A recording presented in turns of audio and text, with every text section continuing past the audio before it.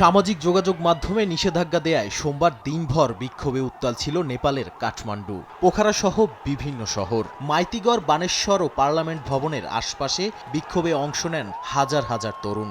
এতে পুলিশের সঙ্গে সংঘর্ষে নিহত হন অন্তত ২০ জন, আহত হন ৪০০-র বেশি মানুষ।